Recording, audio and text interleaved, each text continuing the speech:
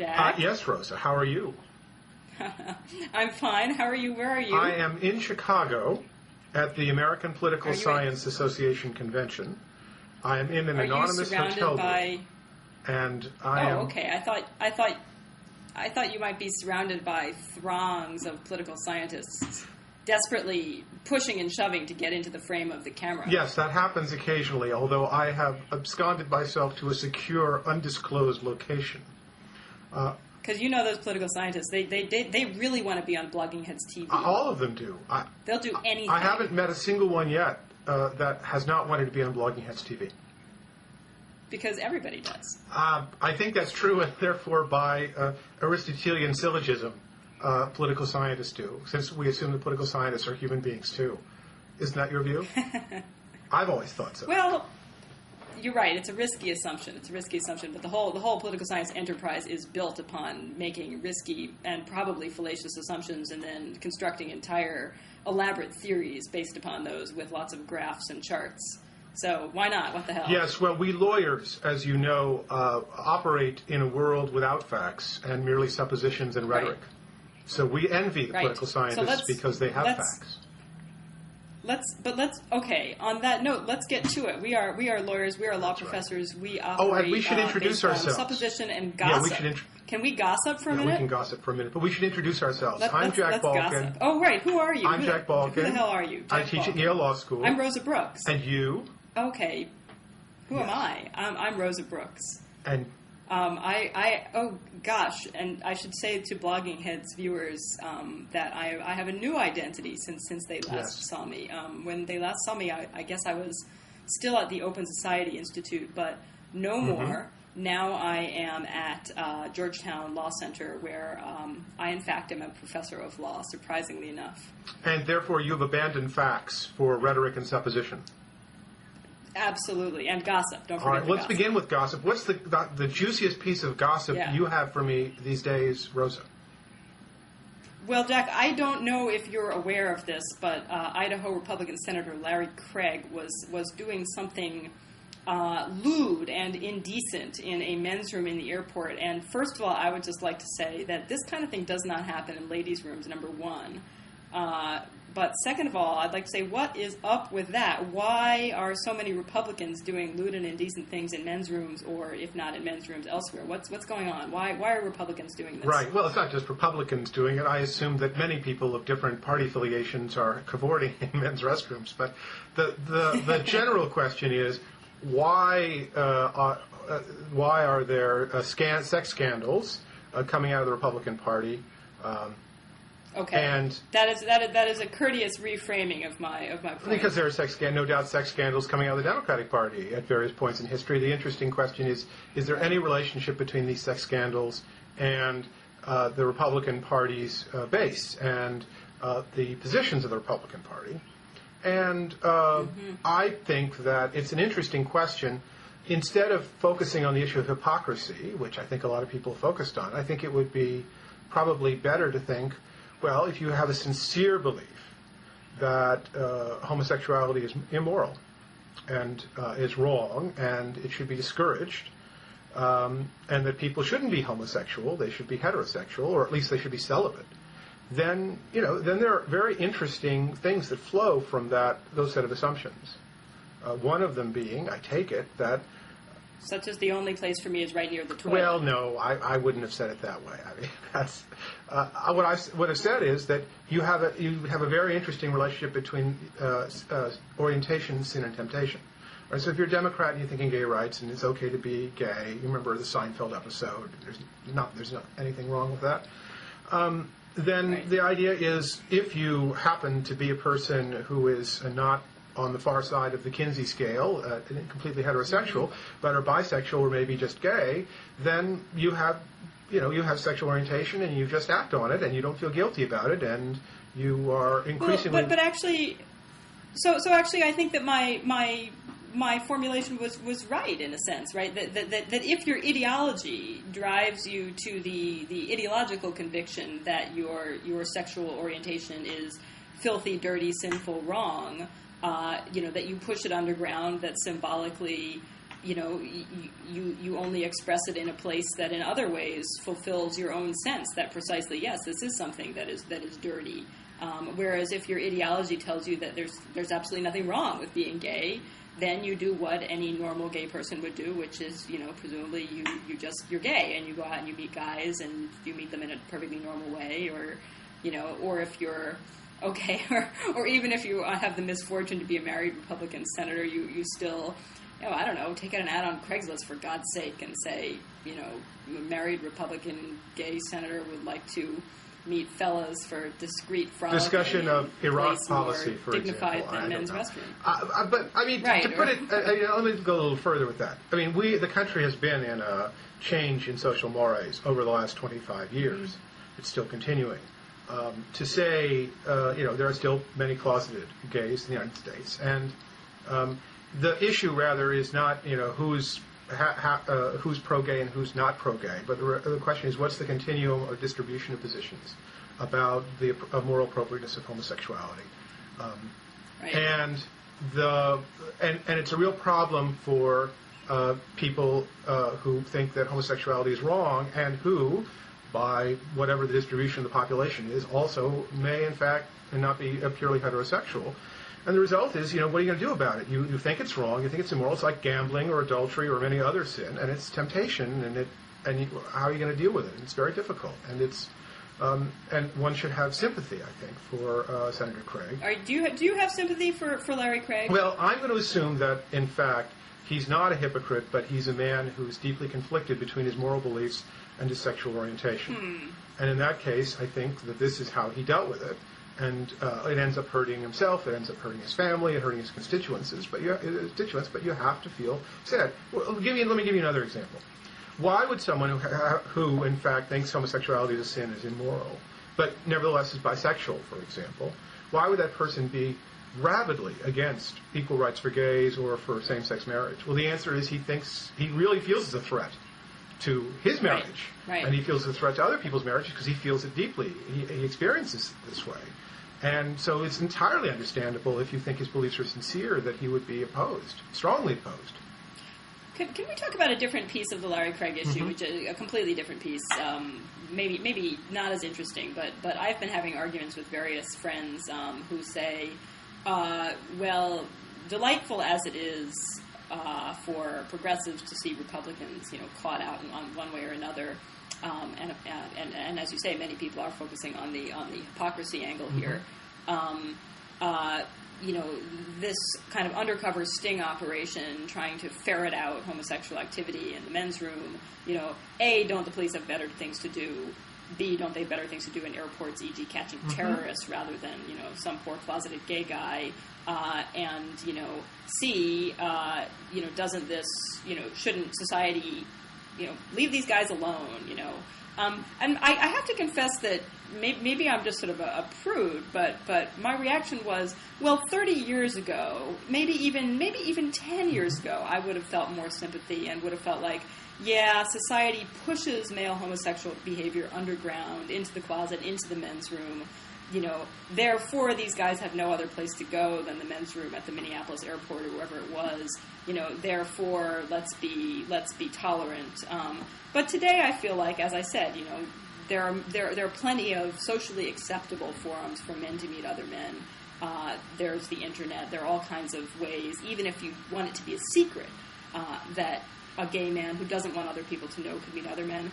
So, let's try not to have sex in the men's room at the airport, please, because there are other people who really would rather not have you be having sex in the men's room, because that's not what the men's room's for. And fair enough. I see what you're saying. I guess I would take the broader picture of it and ask, there's one question, whether or not it's a good thing for people to be seeking sex in men's rooms. Another is whether or not the use of police forces is appropriate here. A sting operation is appropriate. And those are two separate questions. So we just went up a big sign saying, please do not have sex in this restroom. It disturbs some of the patrons. Because remember, there's always a question of where to distribute scarce police forces, and I mean, There's a perfectly plausible argument that this is probably not the best use, unless it happened to be the case that in the Minneapolis airport... Terrorists are having sex in the men's room. I don't know. I actually haven't heard many stories about that. Have you heard stories about terrorists? I have not, but you never know, Jack. Yes, I understand. Eternal vigilance is the price of liberty. Yes, and I think you've given a new spin to the conception of eternal vigilance here.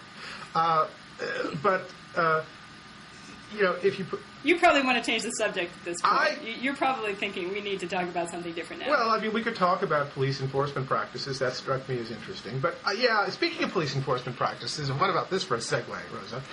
The Justice Department, the nation's chief law enforcement officers, have been in a somewhat of a maelstrom of controversy in the last, I don't know, really the whole administration, I guess. 5 years. But in the last recent months, and the Attorney General, Alberto Gonzales, has resigned.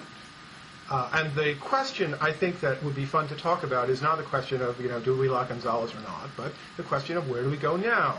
How should the Justice Department deal with the events of the past 3 or 4 years? How should it be reformed? Not just the question of who's going to be the next Attorney General. Be saved? I'm sorry. Yeah, can this Justice Department be saved? Yeah, that's such an interesting way of putting it. Can the Justice Department be saved? Well, do you have any views on this question?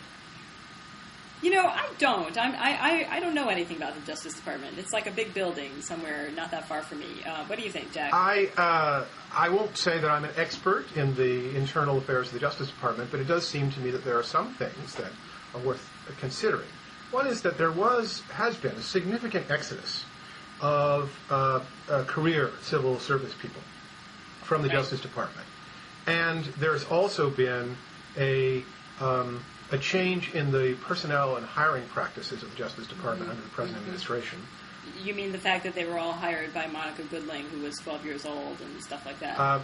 Was she 12 or was a little older? But she was, maybe she was, she wasn't 50, let's put it that way.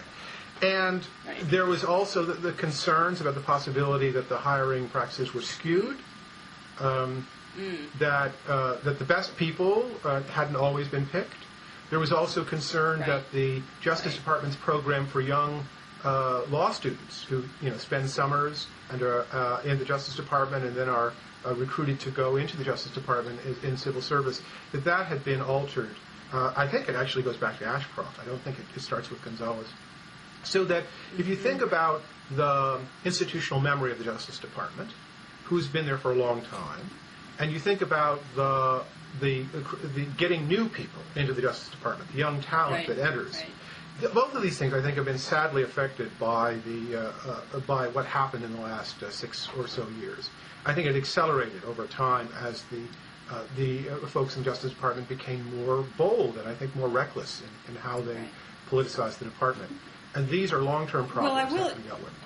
I will say, though, that it's worth keeping in mind that it ain't just the Justice Department. That, to a very significant extent, this is part of the broader pattern that has occurred throughout the Bush administration, which has, e.g., the politicization of the career bureaucracy, the replacement of people in positions that used to be filled by career, nonpartisan folks with political appointees selected based on political loyalty and advanced based on political loyalty rather than based on experience or merit. That's occurred all over. I mean, there was a very depressing series, I think in the New York Times, some time ago, this was more than a year ago, for instance, on the promotions and appointments in the Coalition Provisional Authority in Iraq. Yes, there were stories. I read some of these stories as well. You think about it. Yeah, and so I mean the point here is not to detract from talking about the Justice Department, but that ironically, the one place in the Bush administration, the one executive branch agency that I think has been left relatively intact, immune from this kind of thing, has been the State Department, precisely because it was so marginalized. I see what you're saying. That they didn't even back to bother. justice and just think about one idea, which is this: in the modern presidency, the president is increasingly unable to control the bureaucracy. because Congress always can push back and influence the bureaucracy as well. So you have a tug of war between the executive and Congress over the bureaucracy, although the executive dominates bureaucracy, obviously. So presidents are always looking for ways that they can exercise more control over what the bureaucracy does. And one way, very simple way, is to replace more and more of the civil service people with people who are effectively political employees. People. Political appointments. That is, even if it's done under the cover of these are civil service appointments, you try to make sure that you have loyalists in the civil service so that you can, in effect, do an end run around the way in which the civil service is structured. And I think that's exactly what the Bush administration did. I think that what will be interesting to know is whether or not the next administration, whether it's Democrat or Republican, continues the trend. Because if we look at this not just simply as trying to put your ideological stamp on the department, but rather the long-term trend of how does a president control an incredibly large bureaucracy, then it's quite possible the next president will continue these trends only in slightly different ways. And so the question is whether or not there's any way to prevent this long-term trend from accelerating as the bureaucracy gets larger, as presidents get more ambitious, as they seek, as this president did, to try to exercise control over as many things as possible without accountability. That actually there are, a bunch of interesting things that you said there, and one of the several reactions come to mind. One of those reactions is that, ironically, even as the Bush administration sought to control the bureaucracy by replacing career people with loyalists who could be counted on to be loyal not to the institutions but to the administration, that you also then had this sort of cabal within a cabal of Dick Cheney's office, which also cut even those supposedly loyal bureaucrats out of the loop and created a very, very tiny decision-making group that acted often more or less secretively. And this was subject of that great Barton Gellman series in the Post. And there's good news and bad news about that strategy, both the strategy writ large of replacing career people with appointees chosen for loyalty, and then the strategy within the strategy of not even trusting those folks, and having an even tinier in-group that is actually making the really crucial decision. The good news is that, yes, you can make decisions much more quickly because you have already in advance eliminated anybody who might have countervailing loyalties, who might say, hey, wait a second, but what about X, what about Y? The bad news, as we see, is that precisely by, I forget, groupthink is the word everybody likes to use, but, just by eliminating anybody who actually knows anything about the external realities, you're operating inside such a bubble that you make decisions very quickly, but those decisions lack any correspondence with the actual nature of the outside world, which means that the decisions don't get any traction in terms of what is actually happening, so you can't actually do anything. You make these very rapid, very efficient decisions, and then nothing happens. Right. I was going to say that you don't even have to assume a bubble, as long as you assume that you're not getting a lot of useful information into the decision-making process, contrary information. So that that you identified another really important strategy, which is you do an end run around existing channels of decision-making. And that we've also seen in this administration. And it has all sorts of risks to it. One risk is that institutions are designed basically to take information in and to give it out, and you want to get lots of conflicting information in so you can make good decisions, and when you do an end run, you often don't design them for the purpose of getting the right amount of information in. And one thing that presidents, it's interesting. One thing that a president can do with respect to bureaucracy, there are like four strategies. One is you stock them with loyalists, right? The other is you do an end run around the bureaucracy. That's the second strategy. The third strategy is that you try to block the bureaucracy from doing anything. I think the Reagan administration did that to some degree. And then the fourth is you take credit for the bureaucracy, which is the Clinton administration strategy. That was the whole business about giving away cell phones so that people could call 9/11 and all that business. Right. But mentioning Clinton and Reagan here suggests that the problem is ongoing, and that it's not going to go away when George Bush leaves the White House. It's actually a structural feature of the president and his relationship to the bureaucracy. Absolutely. And my brief experience working inside the executive branch bureaucracy, it is a completely dysfunctional bureaucracy. It's impossible to work inside it and not feel that it would be nice to somehow eliminate about 90% of the people in it. One way Well, or you're now another, starting to sound like George because- W. Bush. I mean, you and he now are Yeah. on the same page.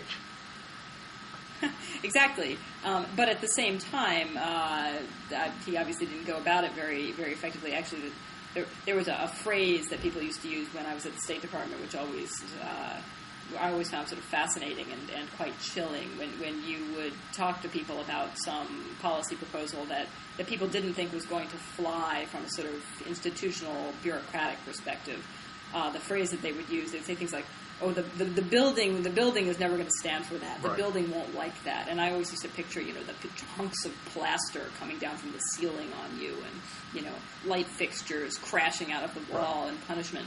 And there certainly was a real sense that there was a building and a bureaucracy that wouldn't stand for certain kinds of things, for better or Now, for worse. And Rosa, are you sometimes it was for better and comparing often the for State worse. Department to the Amityville Horror? Is that the basic idea? Very much so, I actually. see. I don't know if you've ever been in that building, Jack. It's actually a really scary building, too.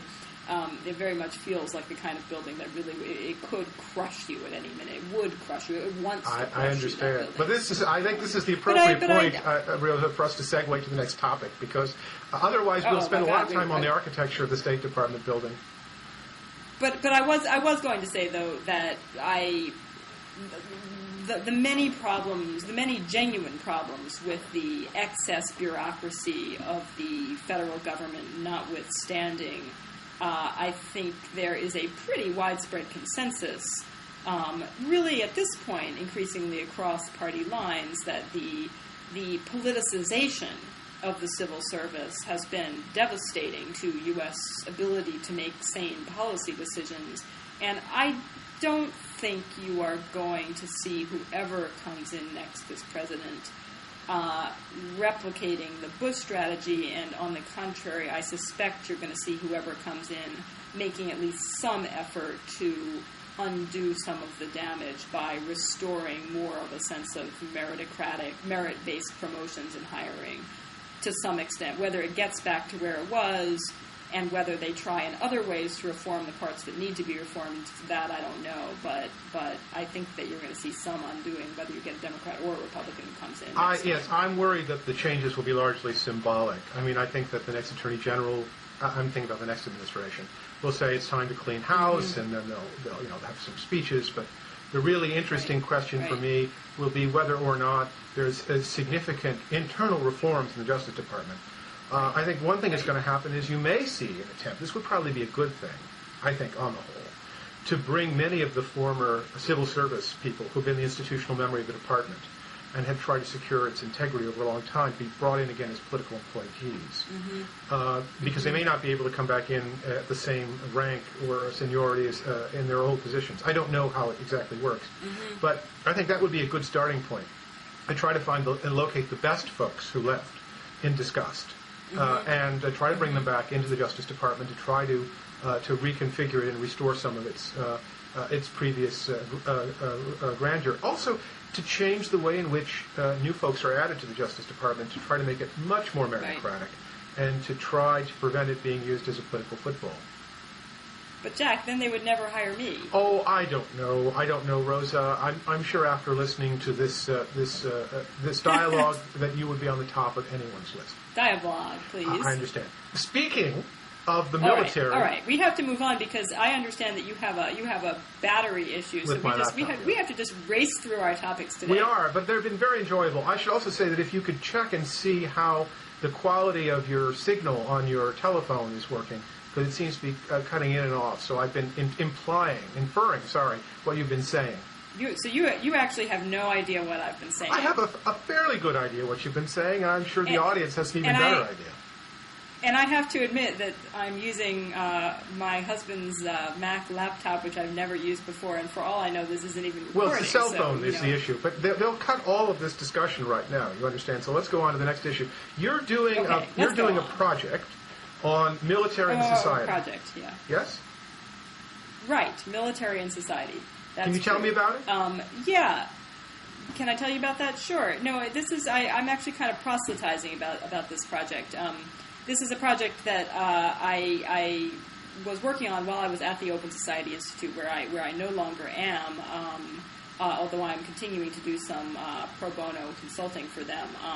But it's a set of issues that I got interested in coming out of the more scholarly work I was doing, as well as some of my LA Times columns, and as writing a lot on law of war, terrorism-related issues, some military policy issues.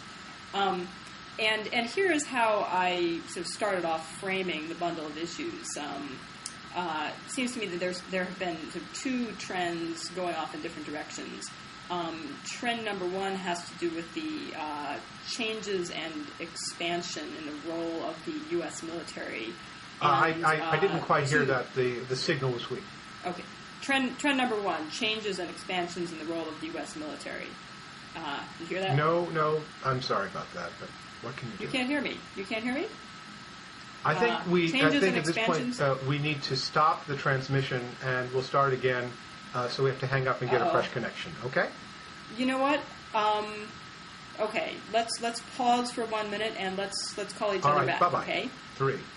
So now we're going to move to the third topic, and the third topic is work you've been doing on military and society. This is work you did for the OSI for a while. And what are the key issues on military and society? Jack, I'm getting your voicemail. We're having technical.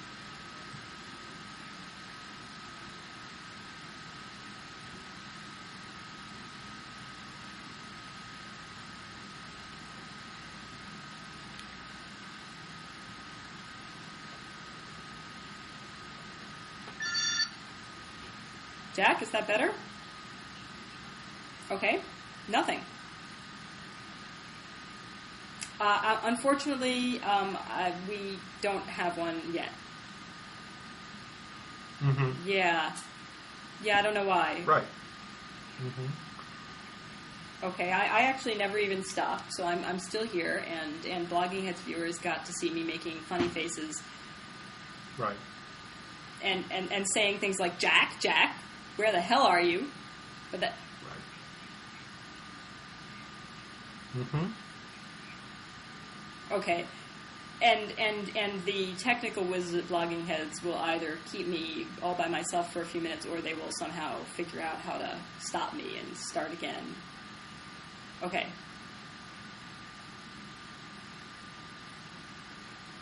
Okay. Right.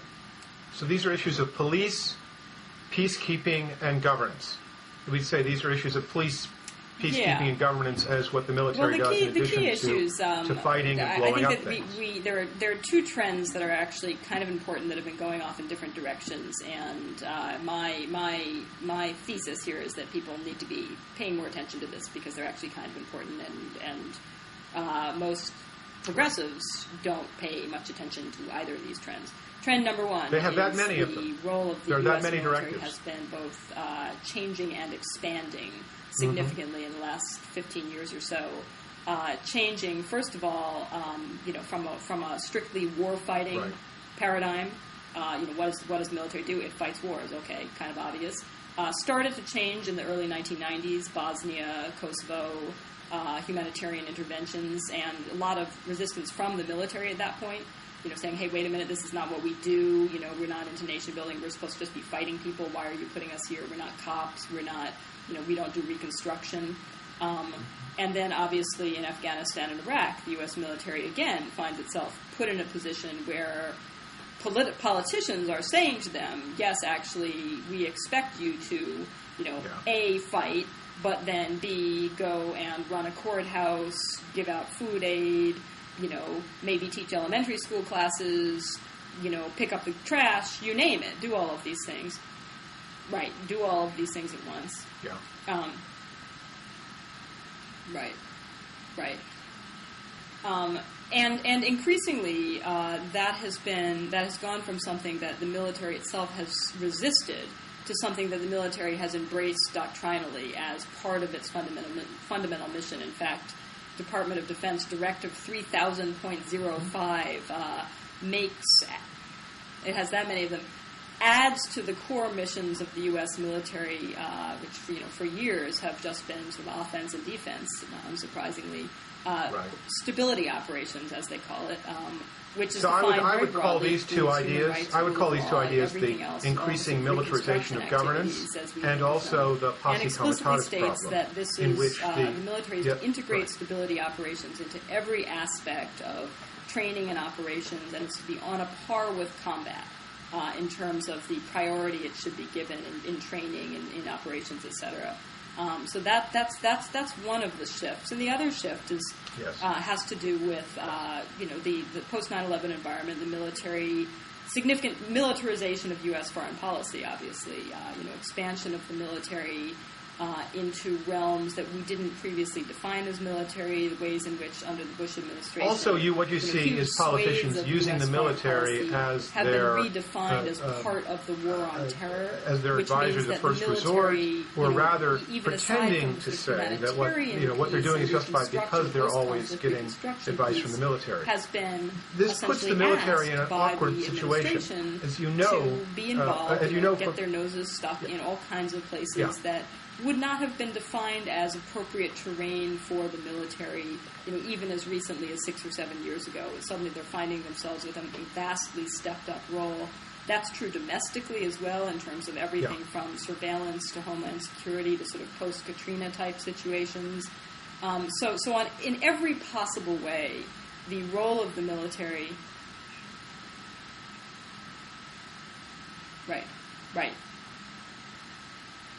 Right, absolutely. That's absolutely right. And a side effect of this, of course, as the role of the military changes and increases, that the salience of the military itself and of comfort and familiarity with military issues in U.S. domestic politics also goes up. The Iraq War, post 9/11, politicians want to be seen as, pro-troops, as ones who are comfortable with military and national security issues, etc. So these issues have increasing salience just across the board.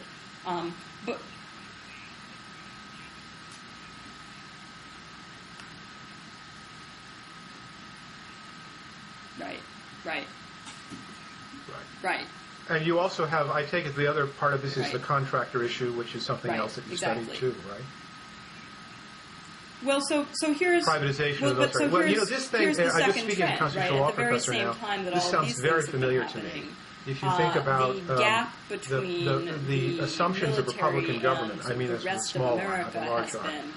The idea that in order to preserve freedom and to ensure that those who held power didn't get into unnecessary wars, and to prevent all of the decay and all of the forms of corruption that came with empire. It was very important to continually keep the military very close to the ordinary individual, to spread participation in the military widely, and to ensure that the people didn't get alienated from the military in lots of ways, and also that the military essentially was firmly under civilian control. These were the major concerns. Actually, when we think about the Second Amendment, we think about gun control and right to bear arms, but the other part of the Second Amendment is this idea across the board has been increasing that fewer and fewer is that we want to make sure that the military doesn't become this separate force which becomes alienated from the people and from the institutions of governance. People who are in the military or any direct knowledge of military issues or how the military works.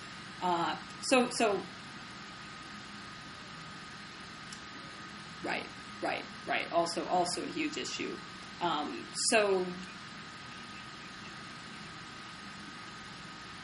It's not alienated, of course, from all of society. You just told me that there are strong connections between regional. Right.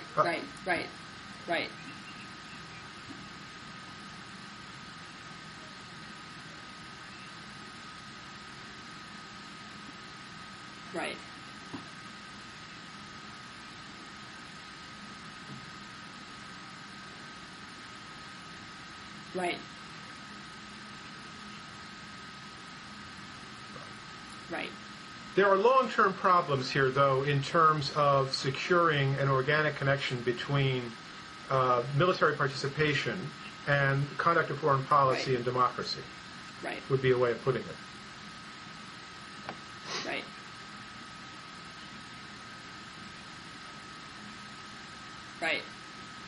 as opposed to citizen participation and citizen involvement, and yeah.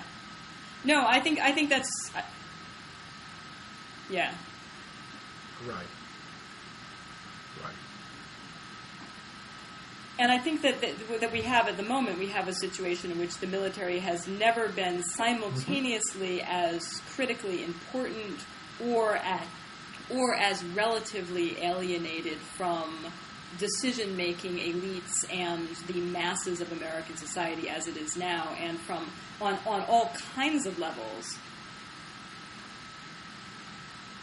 Right. No, not from all of society. Absolutely not from all of society. But increasingly, it is increasingly less likely that the average American. This is partly because we have a smaller all-volunteer army. Let me ask you this question: the average American what kinds of will reforms, know someone in the military, other than the obvious reform, which is compulsory in certain military regions, service, it's vastly more likely than are other likely regions. to In the stem state of Virginia, these it's trends? much more likely than the state of New York, et cetera, et cetera. But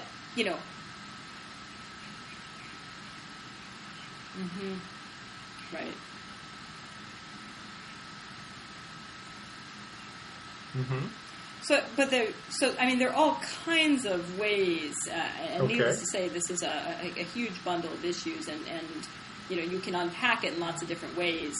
As you noted, for instance, a further complication here has been we have the militarization of foreign policy. We also have the privatization of the military going on at one and the same time, and the privatization of other aspects of U.S. foreign policy.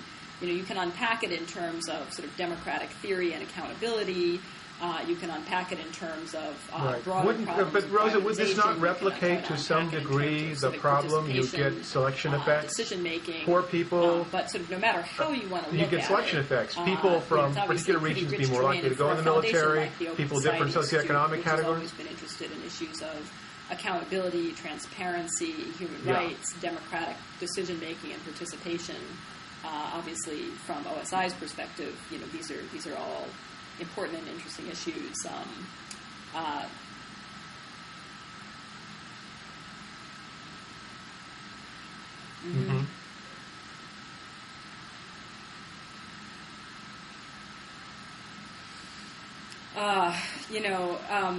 Compulsory military service is probably a non-starter for all kinds of reasons. Among other things, it probably is too expensive. We probably can't afford it. I personally am a fan of something that not a lot of other people are a fan of. I am a fan of universal, or if not universal, at least comprehensive public service requirement of some sort, where all people. I would also say that characterizing the program as fascistic usually does not get many allies. 2 years That's all I can of some say. sort of public service, but they would Yeah, have the option I would of having say. that be through But- military service or through a Peace Corps-like thing or through teaching, but they would not necessarily. Right. I'm sorry. Say again. No, you know why? Because in my totally fascistic social control plan, Jack, everybody is actually forced to go through the same first 6 months of training, which is a kind of a basic skills you need as a human being in our society today. Part of it, in which they learn, first aid, and they learn, basic survival skills and all kinds of stuff like that, and they're just mixed up together in a kind of boot camp-like way, so that although they get to choose in the longer run, nobody is forced to go out and shoot at people, and nobody is forced to go teach in inner-city schools, but in the shorter run, they do not get to choose, who they are in their dorm with, and they do not get to choose what region of the country they're in for that first 6 months and so forth. So that there is a social, I do have a heavy I was thinking of two other things that you were worried about the but nobody likes this increasing because it's too expensive. the politicization of the military. That is to say, that it being tied to political parties. That seems to me to be the kind of reform that's doable, rather easily doable, it would seem to me. Since there's no necessary reason why the military, but I actually think that there are a lot of other much smaller scale ways to try to get at these issues. Some of which just have to do with, frankly, just raising the issue. And one of the things that we've been trying to think about has just been convening some groups of people to talk about these issues, trying to do programs that raise awareness within these different constituencies about what the issues and concerns of people in other constituencies are. And increasingly, I often have the experience bringing people in from the NGO community, for instance, and the military communities together, of being approached by people from one or the other community afterwards. A slightly different issue, it seems to me, though, is the issue of the increasing use of contractors to do the jobs that the military needs to do. And have you given any thought to the kinds of reforms that we could do? I mean, I take it we could just make contractors more like regular military. We could impose more of the same restrictions and rules and obligations on contractors that we currently do to people who are technically within the I think one of the military forces. useful things is just to sort of open up this set of issues for discussion and try to get people to be thinking more about, all the consequences of these issues. We're thinking about trying to also.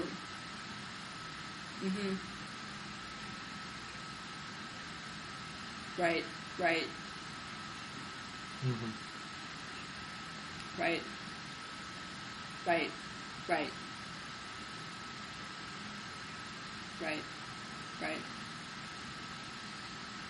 Yes.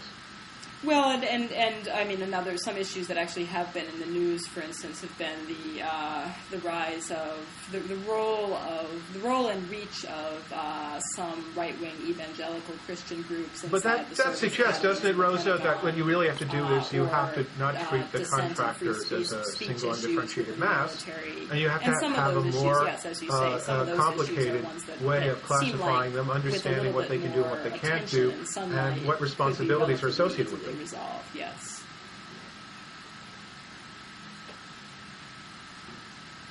Right. Also a huge and complex one.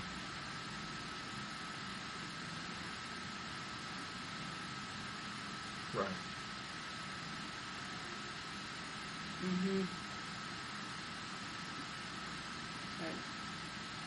Right. We could do that. Not unproblematic, though, in its own way, right? Because I think it's become kind of popular to say, oh, let's reduce problems of lack of accountability and abuses, human rights abuses by contractors by bringing contractors under the now actually have to run.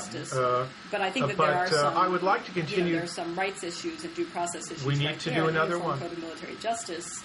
I would love to talk about that. But in the meantime, now I have to save this file before the battery on my laptop the vast majority of civilian contractors loses all power, and then we lose the whole results of this. Anyway, it's been a great pleasure. In various different roles. Most of them aren't these, mercenary types. Many of them are just, cooks or truck drivers. We can talk about many things. There's some pretty good reasons. All right. Thank you very much, Rosa. Bye-bye. I'll try to keep them at bay, although many of them I don't want to keep at bay because they're such interesting people. Bye-bye. Yeah. Bye-bye. And